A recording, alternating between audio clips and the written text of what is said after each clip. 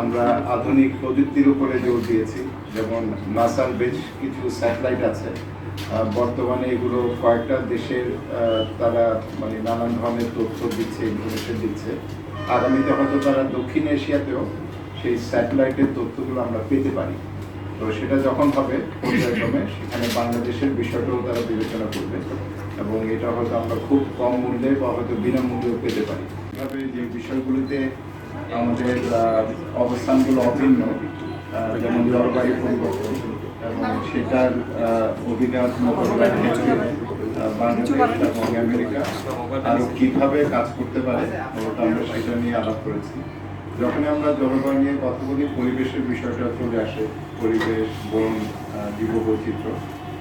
তো আমরা চাচ্ছি আমাদের আগামী দিনে আমাদের যে সহযোগিতা সেটাকে হয়তো আমরা একটা কাঠামোর মধ্যে আনার চেষ্টা করবো। হয়তো আমাদের একটা ওয়ার্কিং গ্রুপের মতো কিছু একটা থাকতে পারে, যেখানে আমরা 3, 4 বা 5 বছরের একটা কর্মসূচি আমরা নিই এবং প্রতি বছরে সেই কর্মসূচির অধীনে আমরা কী কী কাজ করবো সেটা থাকবে।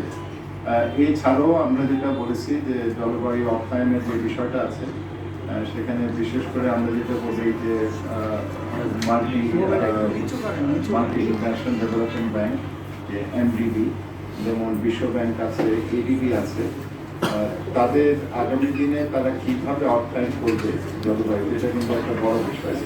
কারণ আমরা যদি প্যারিস চুক্তির আলোকে দেখি সেখানে চাহিদাটা ছিল $1 বিলিয়ন, এখন চাহিদাটা চলে যাচ্ছে $1 ট্রিলিয়ন। এখন এই $1 ট্রিলিয়ন তো আর কোনো সরকারের কাছ থেকে আসবে না। এটা মূলত আসবে আমরা যেটা বলি যে এই ধরনের যে ব্যাংকগুলো আছে, প্রতিষ্ঠান, আর্থিক প্রতিষ্ঠানগুলো আছে এবং বেসরকারি প্রাইভেট সেক্টর। আমেরিকার প্রাইভেট সেক্টরেরও এখানে বিভিন্ন বিষয়ে আমাদের বাংলাদেশের তাদের আগ্রহ আছে। যেমন তারা মিটিগেশনে আমাদের যে ক্লাইমেট প্রসপারিটি প্ল্যান আছে সেটার কিছু অংশ আছে যেখানে তাদের আগ্রহ আছে এবং আগামী দিনে এই বিষয়গুলো আমরা কীভাবে সামনের দিকে এগিয়ে নিয়ে যাব। আমরা আরেকটা যেটা বলেছি যে আমরা শুধু আর্থিক সহায়তা না, আমরা আমাদের সক্ষমতা বাড়ানোর জন্য আমরা মানে গবেষণার উপরে আমরা জোর দিয়েছি, আমরা আধুনিক প্রযুক্তির উপরে জোর দিয়েছি। যেমন নাসার বেশ কিছু স্যাটেলাইট আছে, বর্তমানে এগুলো কয়েকটা দেশের তারা মানে নানান ধরনের তথ্য দিচ্ছে, ইনফরমেশন দিচ্ছে। আগামীতে হয়তো তারা দক্ষিণ এশিয়াতেও সেই স্যাটেলাইটের তথ্যগুলো আমরা পেতে পারি।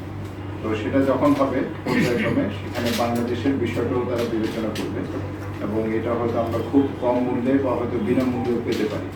তো সেটার যে লাভটা আমাদের হবে যে আমরা যদি বনের কথা বলি, কোন জায়গায় বন উজাড় হচ্ছে বা মানে আমরা যে সমুদ্র পৃষ্ঠের উচ্চতার কথা বলি এটা আসলে কতটুকু বাড়ছে এবং স্যাটেলাইটের মাধ্যমে এই তথ্যগুলো আমরা রিয়েল টাইম পাবো, অর্থাৎ এই মুহূর্তে যেটা ঘটছে আমরা সেটা পেতে পারি। সেটাও কিন্তু আমাদের জন্য অনেক বড় একটা বিষয়।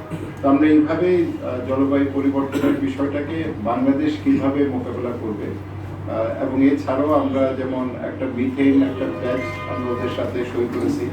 আমরা স্মার্ট এগ্রিকালচারে তাদের সাথে আমাদের একটা কোঅলিশন আছে, প্ল্যাটফর্ম আছে। একই সাথে তাদের যে এজ নামে তাদের একটা প্রকল্প আছে যেটা হচ্ছে enhancing development to green technology.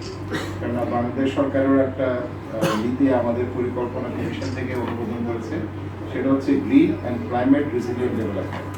অর্থাৎ আমাদের বর্তমানে আমাদের যে উন্নয়নের যে কৌশলগুলো আছে তার মধ্যে আমরা কিন্তু আমাদের এই গ্রিন সেক্টরকে আমরা জোর দেবো, এটার উপর আমরা জোর দিচ্ছি।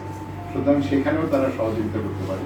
তো আমি মনে করি এটা একটা প্রোডাক্টিভ একটা ডিসকাশন হয়েছে, ফলপ্রসূ ডিসকাশন এবং এটার ভিত্তিতে আগামীতে হয়তো আমরা বসে সুনির্দিষ্টভাবে কোন কোন জায়গায় আমরা আমাদের সহযোগিতা আরও কার্যকরভাবে করতে পারি এবং সব কিছুর পেছনে তারা যেটা বলেছে তাদের দিক থেকে যে সরকারের পর্যায়ে তো একটা সম্পর্ক আছে। আমরা যদি আমাদের বাংলাদেশ ইউএস বাইল্যাটারাল রিলেশন দেখি, এটা সরকারি পর্যায়ে আছে। আমাদের সেনাবাহিনীর অনেকটা তো সেখানে প্রশিক্ষণের জন্য যায়, এখানে পাবলিক সেক্টর ইনভেস্টমেন্ট আছে।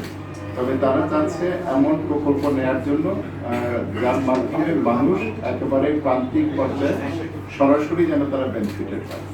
অর্থাৎ তাদের যে ইনভেস্টমেন্ট আগামীতে হবে বা তারা যে পরিকল্পনাগুলো গ্রহণ করবে এটা যেন প্রান্তিক পর্যায়ে মানুষকে এটা সাহায্য করে, বিশেষ করে যারা জলবায়ু পরিবর্তনের ক্ষেত্রে সবচেয়ে বেশি ক্ষতিগ্রস্ত তাদের বিষয়টাকে আমরা মাথায় রাখবো।